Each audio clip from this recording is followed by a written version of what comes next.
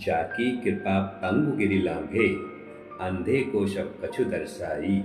बहिरो सुने गूंग पुनि बोले, रंग चले सिर छत्र धराई। वो कहते हैं ना कि गुरु की कृपा जिस व्यक्ति पर हो जाए उसका तो बेड़ा ही पार है। गुरु की कृपा से पंगा व्यक्ति भी पर्वत को लांघ जाता है। अंधे व्यक्ति को सब कुछ दिखाई देने लगता है। गुरु कृपा से बहरा व्यक्ति सुनने लगता है और गूंगा व्यक्ति फिर से बोलने लगता है।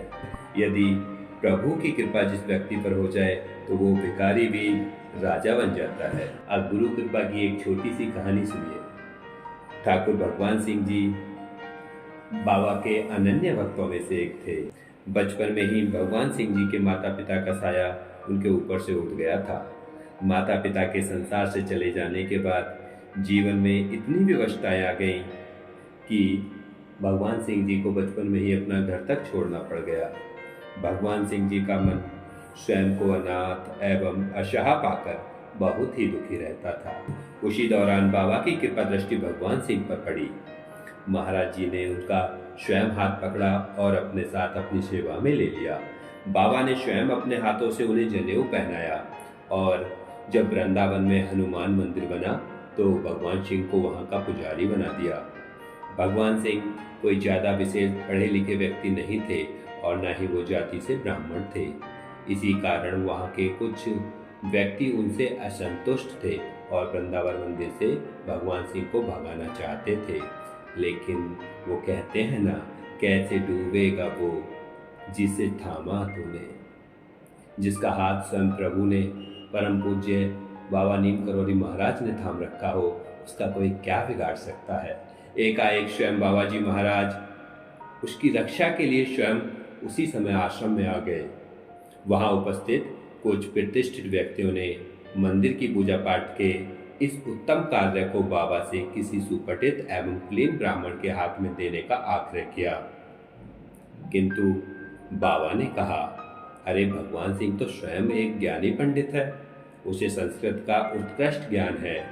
लेकिन बाबा की ये बात वहाँ बैठे कुछ लोगों को पची नहीं, तो उनमें से एक व्यक्ति बोल उठा, यदि भगवान सिंह इतना ही ज्ञानी है तो क्या वह गीता का 11वां अध्याय सुना सकता है। तो बाबा बोले, अरे क्यों नहीं सुनाएगा, बिल्कुल सुनाएगा। बाबा ने तुरंत हामी भर दी और हामी भरने के बाद भगवान सिंह को अपने पास बुलाया और बुलाकर उसे 11वां अध्याय गीता का सुनाने के लिए कहा। बाबा की आज्ञा पाते ही भगवान सिंह ने बिना पुस्तक को छुए बड़ी ही सुंदरता एवं शुद्ध उच्चारण के साथ संपूर्ण गीता का अध्याय सुना दिया। गीता का अध्याय भगवान सिंह के मुख से सुनकर वहाँ बैठे लोग आश्चर्यचकित रह गए और उसके पांडित्य को मानने लगे। वो संतुष्ट होकर वहाँ से चले गए। आगे चलकर उसी व्यक्ति को बाबा ने हनुमान सेतु लखनऊ में स्थित संकट मोचन हनुमान मंदिर का पुजारी बना दिया।